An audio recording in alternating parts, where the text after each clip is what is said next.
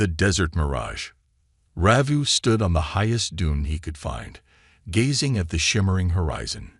He was used to the endless sea of sand that surrounded him, but every day it felt more unforgiving. The blazing sun hung overhead like a ruthless eye, offering no mercy as its heat pressed down on his frail body. Ravu's leathery skin, common to his desert-dwelling people, protected him somewhat, but he still wiped sweat from his forehead as he scanned the empty sky. This was his daily routine: climb the dunes and watch for any movement that might be a wandering beast or a sign of precious water. The days on his home world were long and harsh, yet the nights were even colder, forcing his people to master survival through generations of practice. They had no oceans, no rivers, only small hidden wells and the occasional rare oasis. Water was life, and Ravu's tribe guarded their few sources with fierce loyalty. He inhaled the dry air, his lungs craving even the slightest hint of moisture. His thoughts drifted to the stories of ancient times, when his ancestors claimed their world was once greener, before the great shift that turned everything to desert. But for Ravu, it was impossible to imagine anything but sand stretching to the horizon. Shaking off his daydream, he continued scanning the distance. Nothing moved among the dunes, no sign of wind, no travelers, and no storms, just pure emptiness. Suddenly, a flicker of light drew his attention. It was faint, like a tiny star, but it appeared close, far closer than any star in the night sky. Ravu blinked, thinking it must be the sun reflecting off a distant rock. Yet something about this glow seemed too steady. Leaning forward, he shaded his eyes with his hand. The light was moving. It changed direction slightly, not like a falling meteor, but more like a controlled descent. That was enough to spike his heartbeat and send a rush of adrenaline through him. Ravu's mind raced. Had a large piece of debris fallen from the sky, or was it some strange phenomenon he had never witnessed? His people believed that anything unusual could be a sign or an omen. In the past, they had encountered only small spacecraft, usually empty or filled with junk from faraway worlds. But this light appeared alive, as if guided by purpose. A whisper of excitement mixed with fear rose within him. He sensed that this might not be ordinary space trash. Without hesitation, he slid down the dune, careful to keep his footing. The searing sand shifted beneath his boots, each step sending tiny avalanches of grains tumbling ahead of him. His heart pounded with a strange blend of dread and curiosity. If this was something dangerous, he needed to warn his tribe. But if this was something valuable, he wanted to see it first. Treasure or threat, either way, he had to be brave. He trudged across the desert floor, aiming toward the faint glow.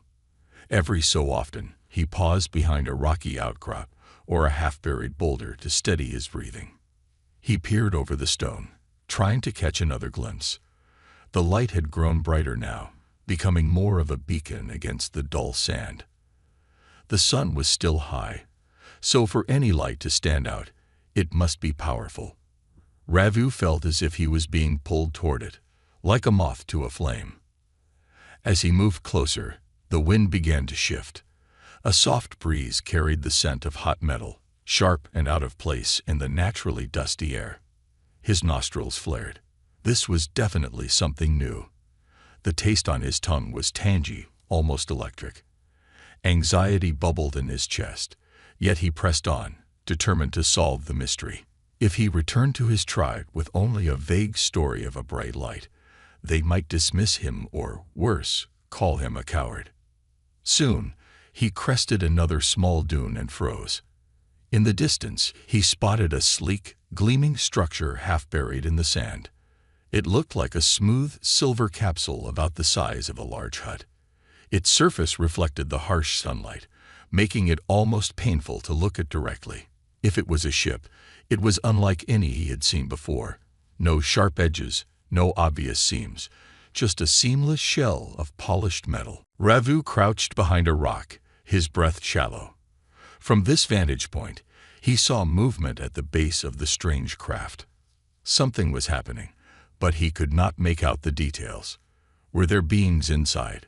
What kind of creatures would come to such a desolate planet? His heart thundered as he imagined a dozen scenarios, each more alarming than the last. Perhaps they were raiders searching for resources, or maybe they were explorers on a cosmic journey. The possibilities swirled in his mind. He inched closer, crawling on his elbows, every nerve on high alert. The wind blew sand into his face, but he barely noticed. His focus was entirely on the shining vessel. The air felt charged, as if a silent storm was brewing. Then he saw it clearly. The metal exterior slid open, revealing a dark interior. A tall figure emerged, armored in a suit that glistened under the sun. Ravu's breath caught in his throat. He had never seen such a shape. The limbs were long, but the overall outline didn't match any desert creature he knew. In that moment, he realized this was something far beyond his experiences. The figure stepped onto the sand, turning its head slowly as if scanning the environment. Something about its stance suggested both caution and curiosity. A second figure stepped out behind it, similarly dressed. Their movements were slow, careful, almost gentle. They seemed to be examining the desert, not attacking it. Ravu stayed perfectly still, fear and fascination battling inside him. He wanted to run back to his tribe, but he also burned to learn more. His mind swam with questions. Who were these beings? Why had they landed here? Could they speak? Did they understand the value of water in this harsh land? The desert air seemed to crackle with potential. Suddenly, one of the figures raised an instrument. It emitted a soft hum, like a distant insect buzz, and then pointed in Ravu's direction. A chill ran down his spine. Had he been spotted? He pressed himself against the rock, heart pounding. The sweat on his forehead felt cold despite the heat. Everything was silent, except for the distant drone of that instrument. Then, almost as quickly as it began, the humming stopped. The figures turned slightly, facing Ravu's hiding spot more directly. He could feel their gaze, even though he couldn't see their faces through their tinted visors. Time seemed to slow, and Ravu realized he was on the brink of discovery, by them or by fate. He thought about running, but his legs refused to move. In that hush, between the beating of his heart and the swirling desert wind, he understood that his life would never be the same. Uncertain of whether he was prey or participant, Ravu held his breath. The two strangers advanced carefully, and the shimmering light from their ship cast strange reflections on the sand. The moment hung in the scorching air, full of tension and the promise of something extraordinary. Ravu gripped the hot rock with trembling fingers, bracing himself for whatever came next, and in that charged silence, the desert seemed to whisper a single question. What if everything you believe is about to change? Strange visitors. Ravu felt his heart hammer against his ribs as the two strangers turned in his direction. They held strange devices, smooth and metallic, that gave off soft, pulsing lights. He pressed himself against the warm stone, hoping to blend into the desert. Yet every instinct told him he had already been spotted. The sand around him glowed faintly under the midday sun, making any attempt to hide nearly impossible. He dared a glance at the newcomers. Their armor-like suits were dull silver, reflecting slivers of light rather than shining brightly. One figure was taller, with broad shoulders and a steady, confident stance. The other appeared slightly shorter, scanning the area carefully. Through narrow visors, they seemed to be watching everything, absorbing details Ravu's eyes might miss. For a moment, no one moved. Suddenly, a faint hiss broke the silence. The taller figure adjusted something on the side of its helmet. Then, a clear but mechanical voice echoed across the sand. "Is someone there?" Ravu stiffened. The words were halting, as if the speaker was unsure or struggling with the local language. But he understood the tone, a cautious greeting. He swallowed hard, torn between fear and curiosity. His people rarely encountered outsiders, and none had ever used such a device to speak. Could they be dangerous? Could they be friendly? The shorter figure stepped forward, setting aside the scanning tool.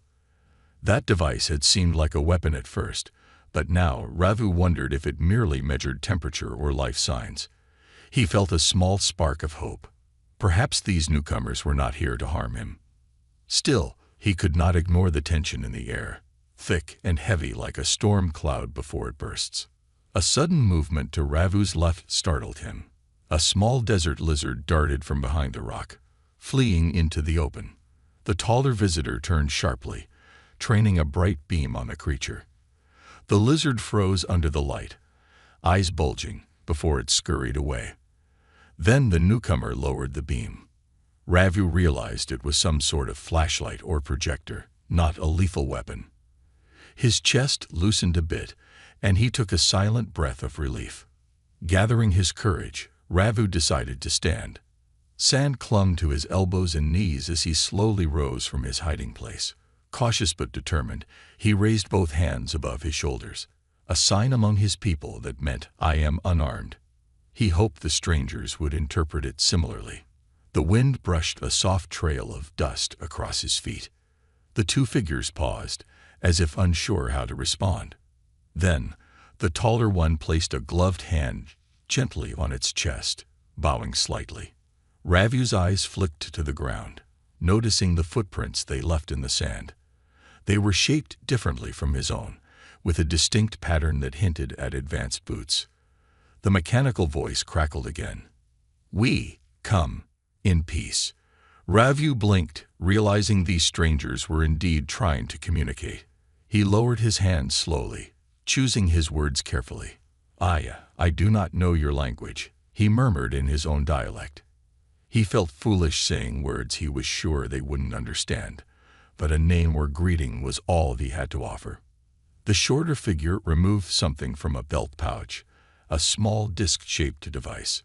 They tapped it, and it glowed a faint blue. A moment later, Ravu heard a soft echo of his own words. "I do not know your language." His heart jumped at the echo. Was this disc repeating him? Some kind of translator.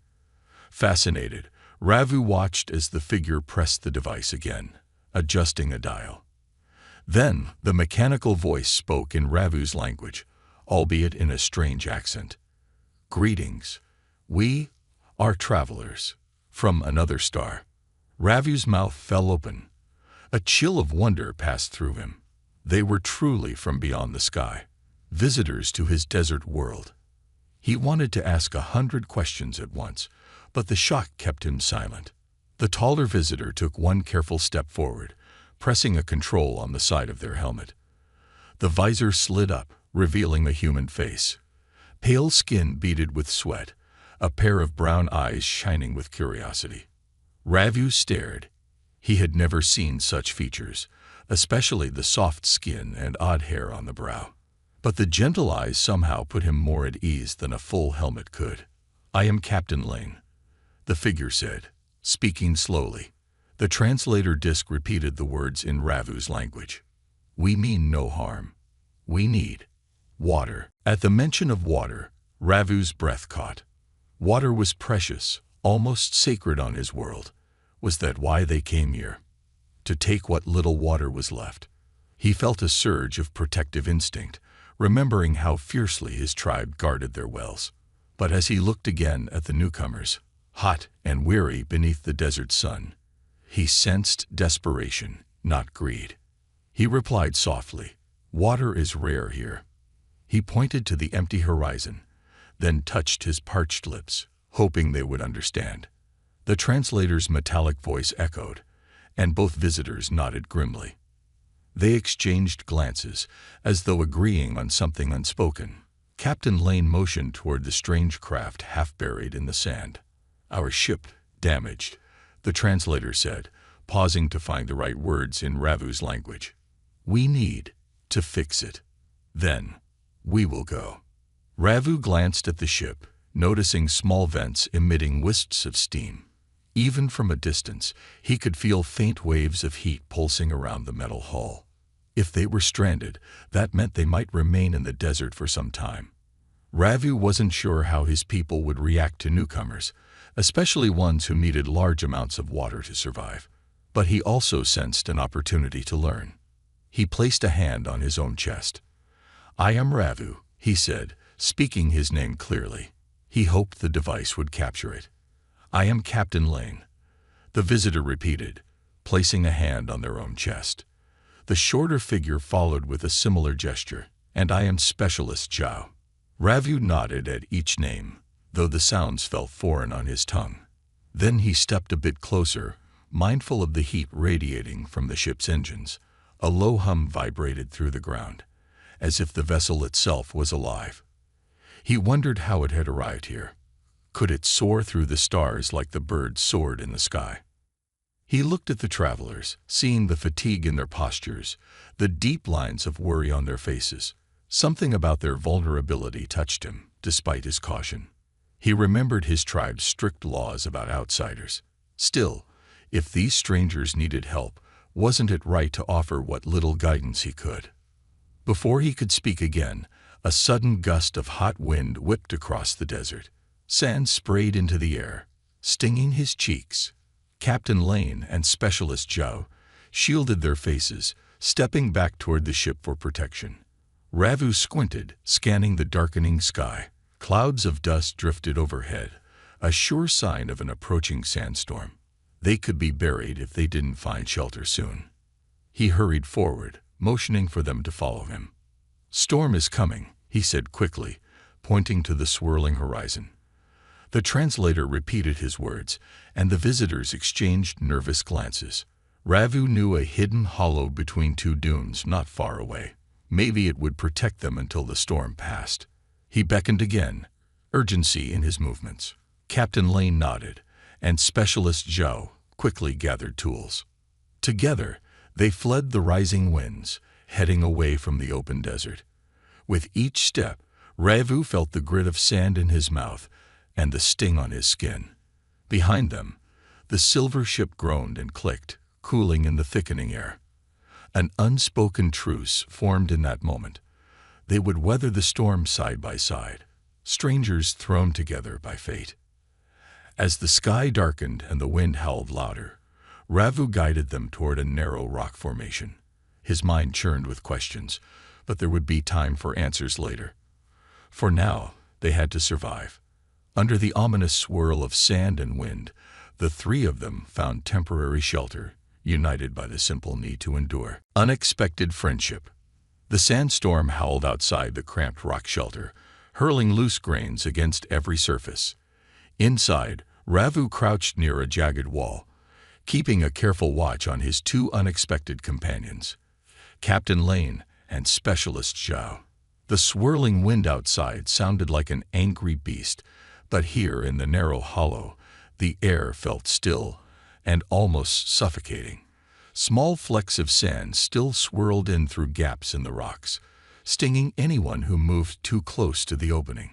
Ravu noted how the humans seemed uneasy but calm at the same time. Captain Lane settled against a stone ledge, pulling off a helmet that was now covered in scratch marks from the swirling sand. Specialist Zhao followed suit, shaking out dust from short, dark hair. Ravu had never seen people like them. Soft faces, fragile-looking skin. Yet they had traveled across the stars to land here, in his desert world. Something about their presence both excited and unnerved him. He tightened the tattered cloth around his own head, hoping to keep sand out of his ears and nose. His people had lived among these dunes for countless generations, evolving thick, leathery skin and hardy lungs. Even so, sandstorms could be deadly if one was caught unprepared. Ravu wondered if the humans realized how dangerous their situation truly was. Captain Lane slipped a small metal device out of a belt pouch. A gentle beep echoed in the shelter. Ravu's eyes darted to the gadget, ready to leap away if it proved threatening. But the device only projected a soft glow onto the rocky floor. Specialist Zhao leaned over, tapping a button that brought the translator disc to life. "Safe, for now," the mechanical voice said in Ravu's language, although each syllable carried a strange accent. Captain Lane nodded, gesturing to the rocky enclosure. Ravu exhaled slowly. "Not for long," he replied. Storms here can last hours, sometimes days.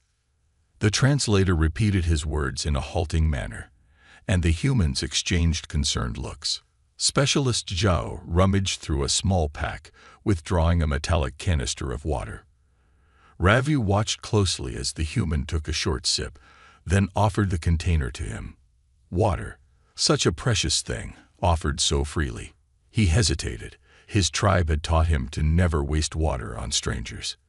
But these strangers had risked their lives descending onto his desert planet. Perhaps a simple sip would not harm him or his people. He accepted the canister carefully and took a measured swallow. Cool liquid slid down his throat, washing away the dryness. He closed his eyes, savoring the relief. When he opened them again, Captain Lane and Specialist Zhao were looking at him with something like kindness in their eyes. Ravu handed the canister back, bowing his head in gratitude. "Thank you," he said softly, and the translator echoed his words back to the humans. The storm roared louder, and a spray of sand rattled against the rocks overhead. Ravu shifted his position, pulling his thin cloak tighter. The humans drew closer as well, forming a small huddle in the center of the shelter. In the tight space, Ravu could see every detail of their gear. He noticed patches on their sleeves, strange symbols he did not recognize. Their boots were reinforced, and their suits had tiny tubes running along the arms and legs. Perhaps they cooled the body or supplied oxygen. Ravu found himself both curious and wary. In the flickering glow of the translator device, Specialist Zhao cleared her throat. "We come from far away," the voice said after a pause. "A place with many oceans, much water." Ravu tilted his head. The concept of oceans, vast bodies of water, seemed impossible in a world where wells ran dry. He recalled an old legend from his tribe, stories of a time when a lake might have existed here, but no one had seen it in generations. "Oceans," he repeated, testing the unfamiliar word. Captain Lane nodded, then tapped a small holographic display on a wrist console. To Ravu's astonishment, a faint image appeared in the air, showing a wide blue expanse that sparkled under a bright sun. Gentle waves rolled, reflecting the sky. Ravu inhaled sharply. It looked like a never-ending supply of water. Seeing so much liquid in one place felt like staring into a dream. That is real?" he asked, voice trembling with wonder. The translation carried his disbelief back to the humans. "Yes," Specialist Zhao replied. "Real. Our planet has many seas and lakes." A moment of silence passed as Ravu tried to imagine such a world. If it were true, then these visitors came from a paradise beyond the stars. His mind flooded with questions. Could water ever run out in that place? Did everyone there have enough to drink? He tried to speak, but the words stuck in his throat. He finally managed a single question. "Why come here, if you have all that water?" Captain Lane's lips pressed into a thin line. "Exploration," the translator droned. "To find resources, to learn, to make friends." The last phrase sounded clumsy in Ravu's language, but it carried a sincerity that touched him. Outside, the storm hammered the rocks in a steady rhythm. Ravu took a deep breath, recalling the ways of his people. They did not trust outsiders easily, yet these humans seemed different from raiders or thieves. They looked more like curious wanderers thrown into a harsh environment by bad fortune. He wondered if they would even survive this storm without his help. Ravu rose cautiously to his feet. The space was cramped, so he had to bend his tall frame. He motioned toward the entrance, where the wind shrieked and spun. "We must wait," he said. "When the storm ends, I can guide you to a small well. It is hidden, but it might help you." Captain Lane's eyes brightened, and Specialist Zhao glanced at the canister of water with relief. "Thank you," the device echoed with warmth. "We will not forget your kindness." A memory stirred in Ravu's mind. His elders always taught that in times of need, all living beings should help each other. Water was precious, but compassion was priceless. Perhaps that teaching held true, even for visitors from the stars. He settled back down, leaning against the rock as the wind raged on. The translator device went quiet, and only the roar of the desert storm remained. Every so often, a new gust would send dust swirling into the hollow, causing them to shield their eyes and cough. Yet a thin sense of comfort began to bloom among them. They were no longer total strangers forced together by circumstance. They had shared water and words, small gestures that bridged the gap between their worlds. At one point, Specialist Joe pulled out a strange foil-wrapped bar and offered it to Ravu. He hesitated, glancing at the metallic wrapper. Inside was a thick, sweet paste that smelled faintly of dried fruit. Carefully, he tasted a tiny portion. The flavor spread across his tongue, a burst of sugar and energy, unlike anything he had experienced. His eyes widened, and he nodded appreciatively, though the aftertaste was unfamiliar. They continued like that for what felt like hours, exchanging small tokens, exploring the translator's limited vocabulary, and listening to the storm's unforgiving howls. When fatigue finally weighed on Ravu's eyelids, he realized he felt safer than expected, surrounded by these two humans who were so alien yet strangely open-hearted. Eventually, the furious winds began to calm. Sand no longer pelted the shelter with as much force, and the air felt slightly cooler. Ravu stretched, standing to peer outside. The sky was still hazy with dust, but the worst had passed. In a few minutes, it would be safe to move. "We go now?" Captain Lane asked through the translator, voice cracking with hope. Ravu nodded. "We can try," he answered softly. Then, with a cautious but determined step, he led them out of the shelter and into the settling storm. Together, they would face the desert once again, bound now by a shared struggle and an unexpected friendship. Journey to the hidden oasis. The air felt cooler after the storm, yet the desert remained a place of countless trials. Ravu, Captain Lane, and Specialist Joe stepped out from the rocky shelter and surveyed the shifting dunes. The wind had piled the sand into new shapes, erasing old footprints and paths. Ravu's keen eyes searched for familiar landmarks. His tribe's secret well was hidden somewhere beyond the next ridge. But after a violent storm, navigating became more difficult. Captain Lane brushed sand from the narrow visor of the helmet and studied the horizon. The silver spaceship still stood far behind them, half buried in freshly drifted dunes. Smoke or steam no longer rose from its surface. Ravu guessed its systems had shut down or gone into a standby mode. Specialist Jo gave the craft a long, worried look before turning to Ravu, as if asking silently, "How will we fix it?" But first, they needed water, and Ravu knew the nearest source was many dunes away. He began leading them across the soft sand. The sun was setting, painting the sky with pink and orange streaks. In a few hours, darkness would bring cold winds. Ravu's tribe believed that dusk was a sacred hour, marking the transition from the punishing heat to the chilling night. Many travelers chose this time to walk because the temperature was less brutal, and the setting sun also helped reveal silhouettes of rocks that could be used as landmarks. At first, the group made good progress. Ravu pointed out firm sand patches where they could step without sinking. The humans followed carefully, relying on him to guide them. Captain Lane tested each step, perhaps surprised by how unsteady the dunes were beneath heavy boots. Specialist Jo clutched the translator device, scanning the horizon in search of more surprises. Not long into their journey, they heard a low hiss coming from a sandy pit a few meters ahead. Ravu halted abruptly, raising a hand to signal caution. The humans froze, exchanging tense glances. In the fading light, Ravu saw a sinuous shape coiling under the sand, a desert predator known to his people as the Herrick. It was a large serpent-like creature with a thick, armored hide. It often lay in wait for unsuspecting prey, striking with venomous fangs.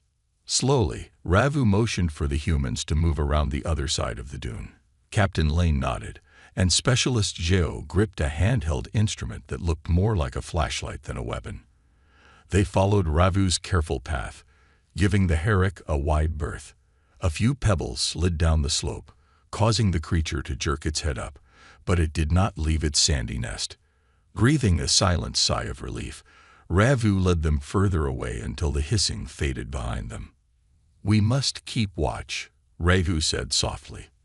The translator repeated his warning in a stilted voice. "Predators come out after storms, looking for food." Captain Lane and Specialist Zhao exchanged concerned looks, then each made sure they had what little gear they carried. Any illusions they had about a simple desert walk vanished. Despite this, their determination did not falter. They continued to follow Ravu, stepping more lightly than before. As the sky turned a deeper blue, the first stars began to appear overhead. Ravu admired them briefly, thinking how the humans came from one of those faraway points of light. He recalled the holographic image of endless water and felt a pang of wonder. If he helped them survive, perhaps they could show him an ocean up close one day. The idea both thrilled and confused him. His life had been defined by the desert. Imagining other worlds felt like dreaming of magic. Night soon arrived, and with it, a biting chill. Ravu pulled his thin cloak tighter, while the humans activated small heaters in their suits. Specialist Zhao tapped a control on the suit's sleeve, and Ravu heard a faint hum as warmth filled the internal layers of the human's gear. Captain Lane, noticing Ravu shiver, offered a cloth-like wrap from a side pouch. Ravu hesitated but accepted. The material was surprisingly warm, reflecting his own body heat back to him. Another sign of human technology, he thought with gratitude. By midnight, the dunes began to slope downward, signaling they were nearing a rocky plateau. Ravu felt a quiet surge of hope. Beyond that plateau was a narrow valley known only to a few in his tribe. There, hidden behind tall boulders, lay a small oasis with a shallow well. It was not large, but it held enough water to help the humans for now. In his mind, he pictured the glistening pool, imagining Captain Lane and Specialist Zhao's reaction when they first saw it. However, he also recalled his tribe's warnings. Outsiders are not always kind, and sharing sacred water is risky. But Ravu had witnessed the humanity in these two strangers. They shared their own precious water and food with him. They chose not to harm the desert serpent when they might have tried to kill it. And they spoke with genuine respect. His instincts told him it was worth the risk to trust them. They reached the rocky plateau, their feet crunching on pebbles. The wind had died down, and the night sky was a carpet of glittering stars. Specialist Zhao paused, adjusting the translator. "We appreciate your help," the device voiced in Ravu's language, a hint of sincerity in each word. "We know this is dangerous. Your people may not want us here." Ravu nodded but pressed on, stepping carefully to avoid loose stones. He recalled how his tribe might react if they discovered him guiding strangers to the oasis. Yet he reminded himself that Captain Lane and Specialist Zhao did not come to steal or conquer. They needed only enough water to fix their ship or survive until rescue arrived. That was a reasonable cause, wasn't it? A half-hour later, they found themselves at the mouth of a narrow canyon. Moonlight illuminated the tall walls on both sides. Scraggly desert plants clung to the cracks in the stone, their leaves curled tight to save moisture. Ravu's chest tightened as they neared the far end. If memory served correctly, there should be a rocky outcrop blocking the view of the small pool just beyond. He slowed his steps, raised a hand, and whispered, "Here." The translator made a faint click, repeating, "Here." Captain Lane and Specialist Zhao peered over the rocks. Their eyes went wide at the sight of trickling water collecting in a shallow pool. Even in the dim moonlight, the surface shimmered gently. Strayed reeds and grasses, starved by the endless drought, still found a way to survive around its edges. Specialist Zhao's face lit up with joy, and Captain Lane's tense shoulders relaxed. Ravu could almost feel the wave of relief passing through them. This oasis was more than just a water source. It was proof of hope in a world that seemed barren. For Ravu, it reaffirmed that sharing resources could build trust between worlds. He placed a hand on a stone near the water's edge, signaling caution. "Only take what you need," he said solemnly. "My people, this place is sacred." The translator echoed the words. Both humans nodded in understanding. Without wasting another moment, Captain Lane and Specialist Zhao bent down and carefully filled a small container. They moved slowly, treating each drop like liquid gold.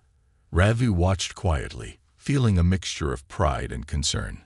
Pride because his desert held hidden wonders. Concern because he had broken a deep-seated rule by leading outsiders here. Still, seeing the humans' humble gratitude gave him some reassurance. They were not here to pillage or harm. They were simply surviving. After they collected enough water to last a few days, the three of them settled around the pool, exhausted from the trek. The sound of dripping water against stones felt soothing, almost musical. Captain Lane removed a small device from a pouch, placing it in the water. Specialist Zhao explained in halting phrases that it was a purifier, designed to remove harmful bacteria or chemicals. Ravu, eyes shining with curiosity, watched as the device glowed faintly. Moments later, the water shimmered more brightly, appearing even clearer than before. Satisfied, the humans exchanged a grateful smile. Ravu felt his heart lift.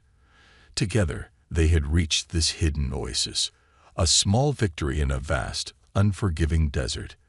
As the moon climbed higher, they settled around a small fire Captain Lane started with a heat module. No one spoke for a while.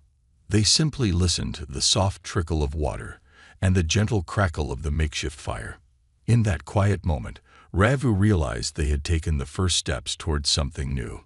Strangers had become allies, and the desert had opened a small door to trust.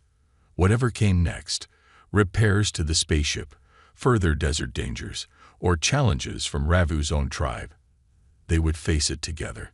And for the first time in his life, as he stared at the alien faces across the firelight, Ravu felt a spark of hope that there were bigger worlds out there, waiting to be discovered. Arrival at an ocean world. The night felt endless in the desert, but it was also strangely peaceful. Ravu, Captain Lane, and Specialist Zhao sat around the dying embers of their small fire near the hidden oasis.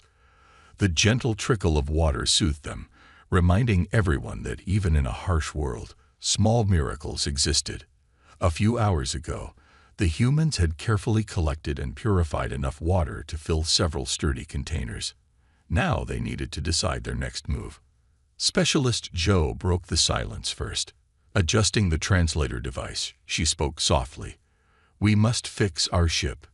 It needs water, for cooling systems, and to clean critical parts." The mechanical voice repeated her words in Ravu's language, pausing over certain technical terms that had no direct translation. Ravu leaned forward, eyes reflecting the glow of the last glowing embers. "I will guide you back," he answered.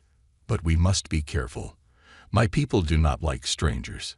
Even so, he felt an unexpected loyalty to these humans. They had risked everything to come here, and they had treated the desert's resources with respect. Captain Lane nodded and stifled a yawn. The long day of travel and the sandstorm had taken its toll. Quietly, the three settled into a light sleep, each drifting off with their own thoughts. The next morning, a pale dawn broke over the horizon, painting the sky in soft gold. Ravu rose first, dusting off the thin layer of sand that clung to his cloak. Captain Lane and Specialist Zhao soon stirred, blinking in the early light. They shared a brief, silent meal of the humans' compressed food bars, washing them down with sips from their replenished water supply. Ravu led them back through the narrow valley, up the rocky plateau, and over the reformed dunes. By midday, they finally reached the spot where the human spaceship lay half-buried. Already the sun blazed overhead, and waves of heat shimmered across the sand. Captain Lane surveyed the craft, lips pressed tight. The metal hull was scratched and scorched from both atmospheric entry and the recent sandstorm. Specialist Zhao walked around the perimeter, scanning the exterior with a handheld device. Ravu stood back, watching with fascination and concern. He had never imagined a craft like this could soar among the stars. After a few minutes, Specialist Joe's face lit up with a hint of excitement. The ship is still functional. The translator conveyed, "We just need time and water to clean and reset the systems. Then we can fly again." Repairing the vessel, Ravu helped them haul water from the containers they had filled at the oasis. Under the unrelenting sun, they carefully washed away layers of dust and grit clogging air intakes and cooling vents. Captain Lane inspected internal circuits, occasionally asking Ravu to hand over certain tools. Though Ravu didn't understand all the technology, he recognized the relief on the humans' faces each time a system beeped back to life. Hours stretched on, and the heat pressed down like a giant's hand. Ravu's skin, thick from life in the desert, fared better than the humans' exposed faces. Specialist Joe's cheeks reddened despite the protective suit. Still, they persisted, driven by the hope of taking flight. By late afternoon, faint whirs and hums from the ship signaled that the engines were responding. "Almost done," Captain Lane muttered, the translator confirming his words. "If we succeed, we can leave this place soon." Ravu felt a twist in his chest. For all its challenges, the desert was his home. Still, part of him burned with curiosity at the thought of leaving this world behind, even for a moment, to see the cosmic wonders the humans described. An invitation. Finally, just before sunset, the main engine let out a low roar. The ship trembled slightly, as if waking from a deep sleep. Specialist Joe exchanged a triumphant smile with Captain Lane. Ravu shielded his eyes from a sudden burst of sparks, stepping back as the humans ran a quick diagnostic.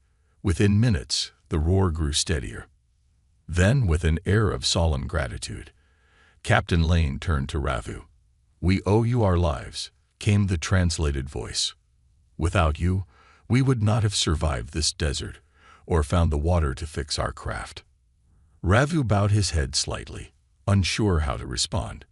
In his mind, he heard his tribe's warnings. Never trust outsiders. But these humans had shown kindness, shared food, and honored the small oasis. They were not the cruel invaders his people feared. Specialist Zhao placed a hand over her heart. "We want to repay you," the translator continued. "If you wish, come with us. See your real ocean." Ravu's heart pounded. Ever since they showed him those holographic images, he had dreamed of witnessing such a vast sea of water. But could he truly leave his homeland? What would his tribe think? He looked to the horizon, remembering the same unchanging dunes, the never-ending struggle for water. A thirst for knowledge and adventure stirred within him. "I want to see it," he said, voice trembling slightly. "But I must return to my tribe soon." "We understand," Captain Lane replied. "We will bring you back. This trip is only a short journey." Ravu nodded, heart racing. His decision was made. Leaving the desert world. With the repairs complete, Captain Lane and Specialist Joe guided Ravu inside the ship. The interior was dimly lit by panels glowing in soft green and white tones. The air felt strangely cool compared to the desert outside. Ravu's legs wobbled as the hatch closed behind him. He had never been inside such a machine before. Specialist Joe ushered him to his seat, then strapped him in carefully. "Takeoff will be rough," the translator explained gently. "But do not be afraid." Ravu's eyes roamed across blinking monitors, tangled cables, and control sticks. He heard the engine's deep hum building in intensity. Through a small window, he could still see the familiar sand and sky of his home. His fingers gripped the seat as the floor vibrated. Slowly, the ship rose above the dunes, blowing sand in all directions.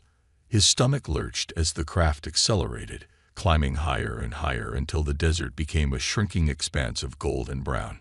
Thin clouds whirled past, and soon they were above the atmosphere. Ravu felt a powerful sense of awe and fear. Never had he imagined seeing his entire world laid out beneath him.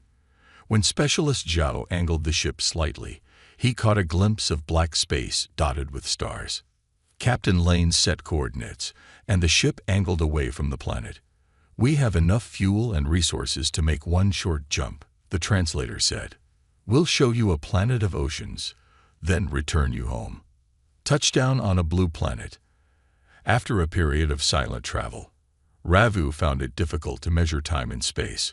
The ship began descending through another atmosphere. His ears popped, and he sensed a rush of cooler air from the vents.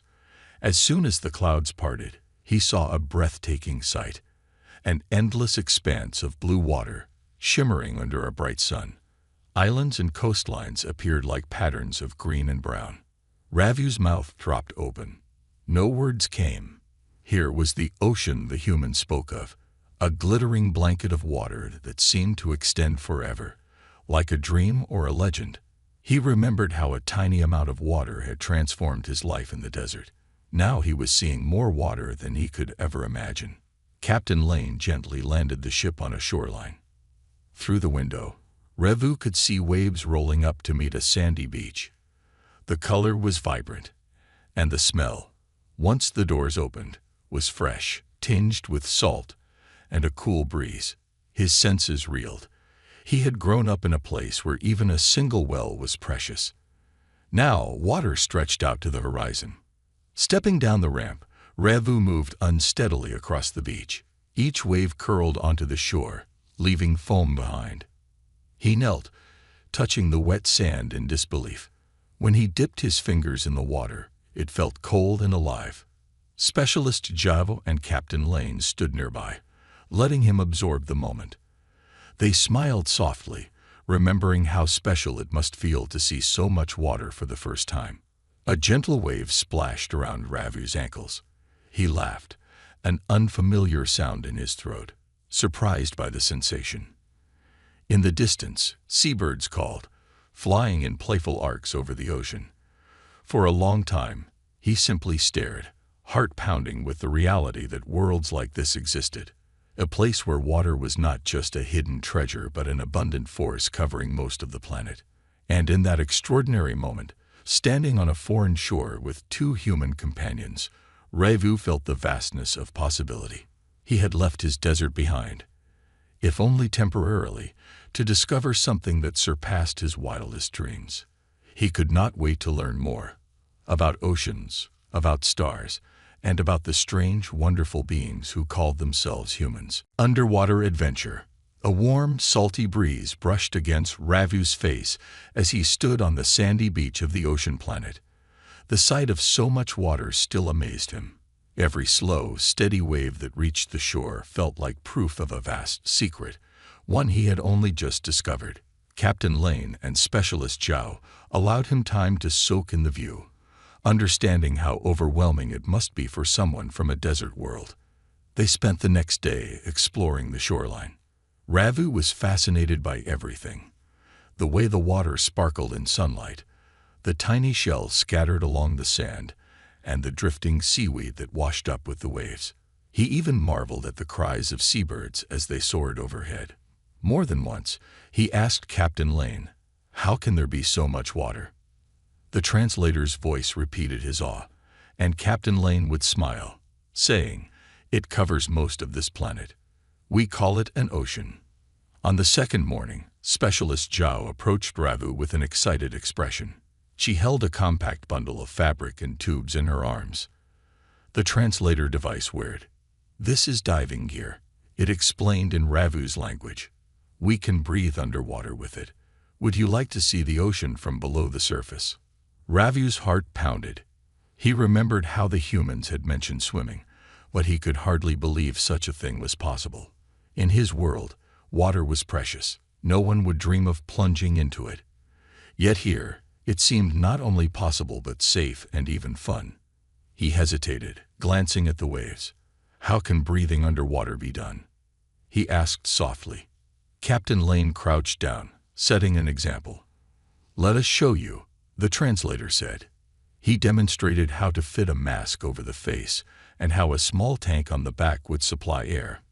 The equipment felt strange in Ravu's hands, smooth and flexible, with valves that hissed quietly when tested. With patient gestures, the humans helped Ravu secure the straps. The mask's clear visor covered his nose and mouth, sealing them from the outside air. It felt tight at first, but Specialist Zhao adjusted a buckle to make it more comfortable. Ravu's heart fluttered. He could see everything clearly through the transparent shield, yet he sensed that once he was in the water, he would need to trust the tank for air. "We will stay near the surface," Captain Lane assured him via the translator. "If you feel scared, just signal us to come back up." Ravu gave a shaky nod. A part of him was terrified. What if the gear failed? What if the ocean swallowed him whole?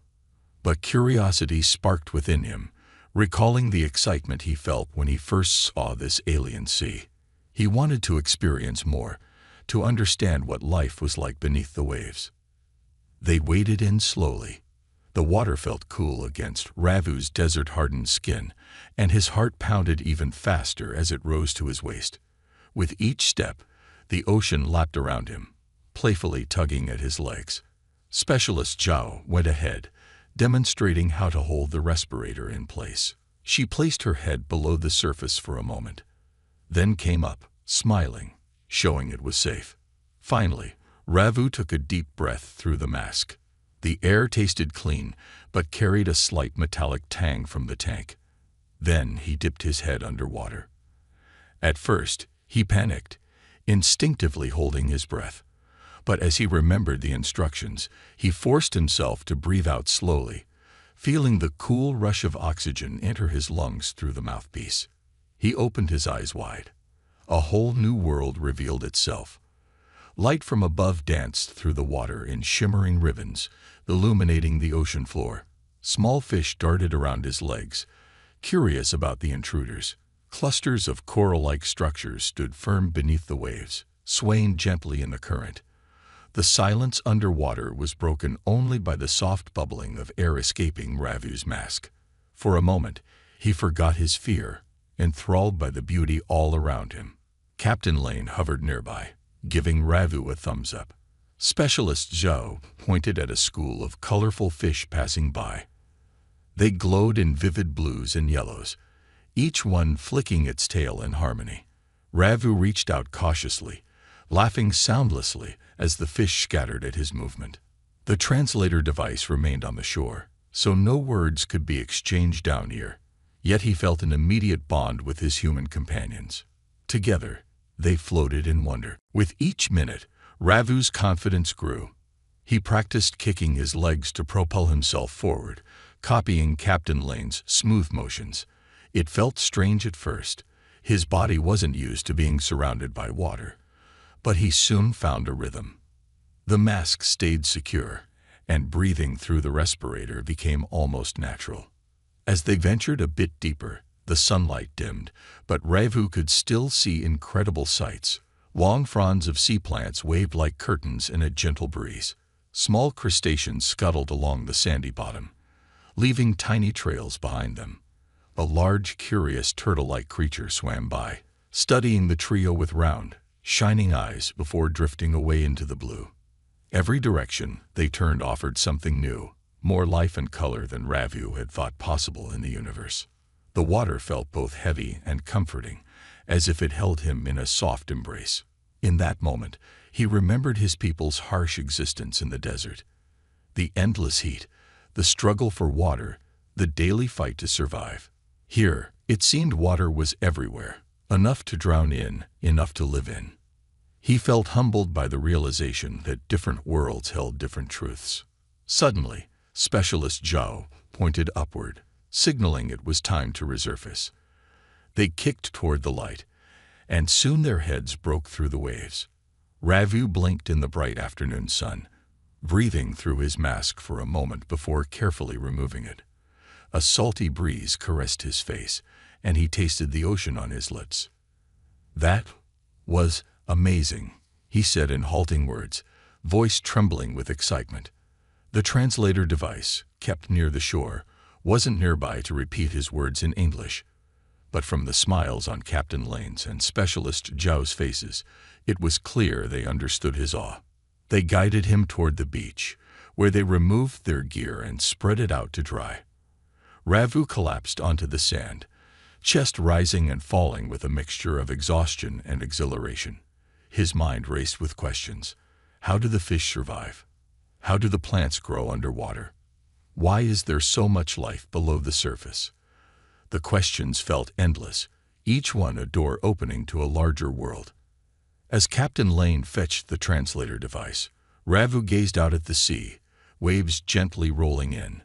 How could he ever return to his desert planet and explain all this to his tribe?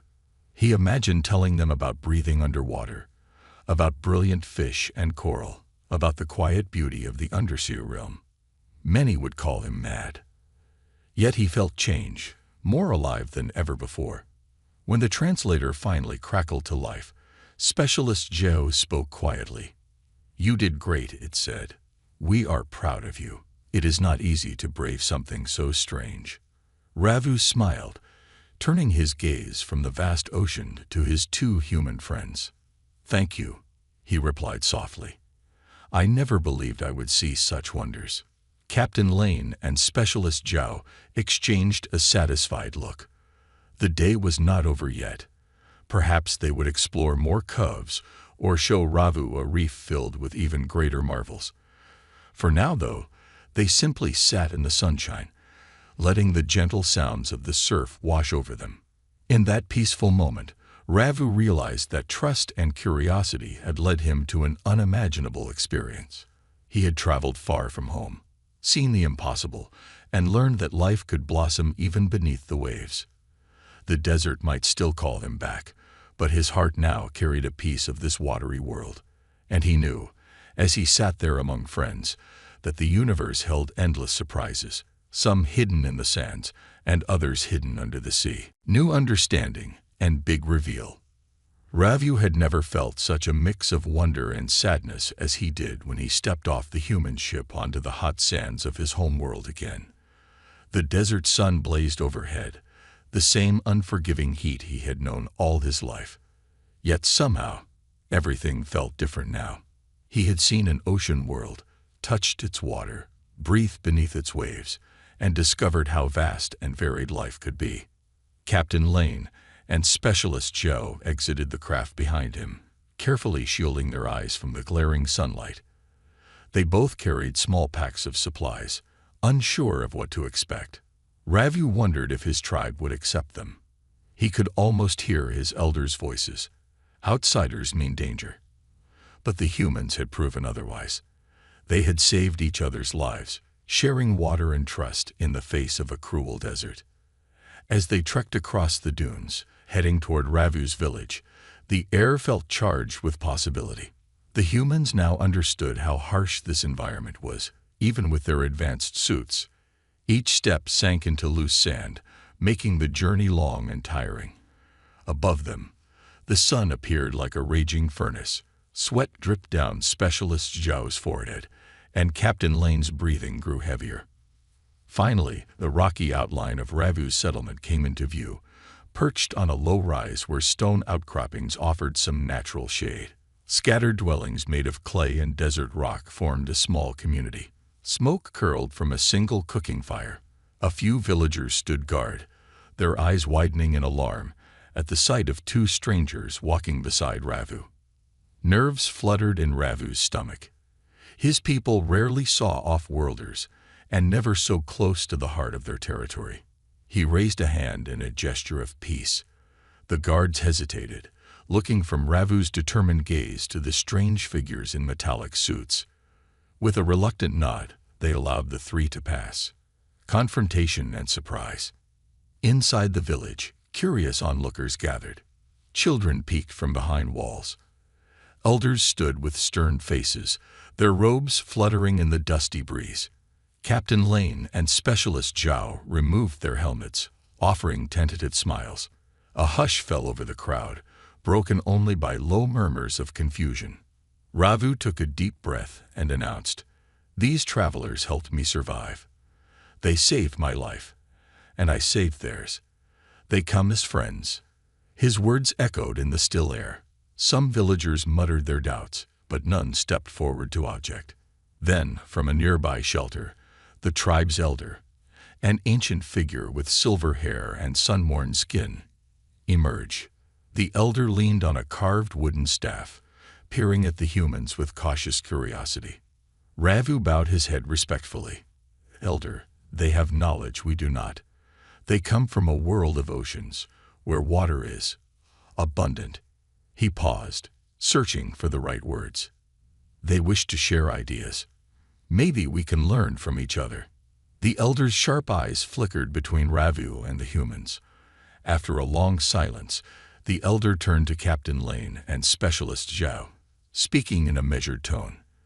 The translator device crackled as it hung from Specialist Zhao's belt, interpreting the elder's question. "How can you help us if your world is so different?" "A gift of knowledge."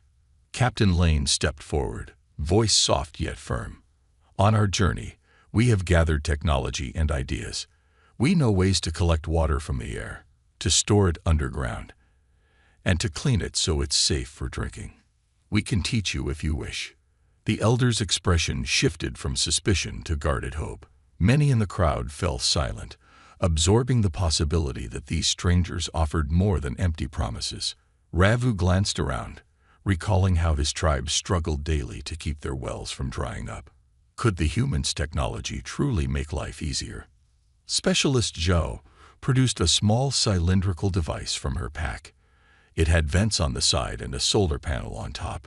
"This tool condenses moisture," explained the translator. "Even in dry air, it can gather small amounts of water each day if placed in sunlight." She walked carefully to a nearby flat rock and set the device on it. The cylinder began to emit a faint hum, drawing a few gasps from the onlookers. Ravu's chest swelled with admiration. The humans were not here to conquer. They were here to help. He turned to the elder, seeing a spark of wonder on the wise face. "Elder," he said, "I have witnessed their world. The oceans stretch beyond the horizon. If they can share even a fraction of that abundance, our people might thrive." A cautious agreement. The elder nodded slowly, pressing wrinkled fingers against the staff. The translator repeated an answer. "We accept your offer of knowledge, but we must do it slowly. We cannot risk our ways of life without understanding all the consequences." Captain Lane dipped his head in respect. "We understand," said the mechanical voice. "We will show you only what you wish to learn. Then we will leave, or stay as friends if you decide." A wave of relief washed over Ravu. He saw the tension in the crowd ease. The tribe had long clung to its old traditions, but the elder recognized an opportunity to adapt, to survive in a changing world. Another elder stepped forward, offering a symbol of welcome, a bowl carved from desert stone. Carefully, the humans accepted it, each taking a tiny sip from the tribe's communal well. Sharing water was the deepest sign of trust here. Farewell and the future. In the days that followed, Captain Lane and Specialist Zhao worked with Ravu and other villagers to install condensation units around the settlement. They taught how to maintain them, how to store water, and how to keep the devices powered by sunlight. Small improvements, but to the desert dwellers, it felt like a miracle. Ravu walked the village paths with a renewed sense of hope. He saw children gathering around the hum of a condensation unit, amazed by the trickle of water appearing in the collection tray. Elders, once skeptical, nodded in quiet respect. Life was still hard in the desert, but a door to change had opened. Eventually, the day came for Captain Lane and Specialist Zhao to depart. Their repaired ship awaited beyond the village. A small crowd assembled to bid them farewell. The elder approached them, staff tapping the ground in a steady rhythm. "You have earned our gratitude. May your journey be safe among the stars." Captain Lane bowed. "We will return if you allow," the translator said. "We hope to learn from you too, about life in the desert and the strength of your people." Ravu accompanied them to the craft. As the ramp lowered, he hesitated, feeling a sudden ache in his chest. During their short time together, he had formed a bond with these off-world friends. They had shown him an ocean world, opening his eyes to what lay beyond the dunes. Specialist Zhao offered a gentle smile. "Keep exploring," the translator said. "Whether in the desert or the sea, there is always more to discover." She pressed a small data crystal into his hand. Maps, pictures, and lessons about their ocean world. Ravu clasped it tightly, a silent promise that he would never forget what he had seen. The ship lifted off in a swirl of sand, engines humming in the hot air. Ravu shielded his face, watching as it rose higher and higher, then vanished into the sky.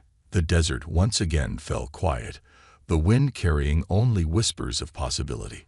Turning back toward his village, Ravu felt a surge of determination. The future of his people might be brighter than anyone had dared hope. They had found new friends among the stars, and with friendship came knowledge. Enough to create oases where none had existed before. He looked at the data crystal in his hand, remembering the vast, blue expanse of water he once thought impossible. Strange how the universe works, he murmured to himself, stepping onto the hot sand. A desert dweller, learning from an ocean world. And with that final thought, Ravu began walking home, knowing that his journey, like the desert itself, was far from over. The dunes shifted beneath his feet, but his heart remained steady, lit by the spark of newfound hope.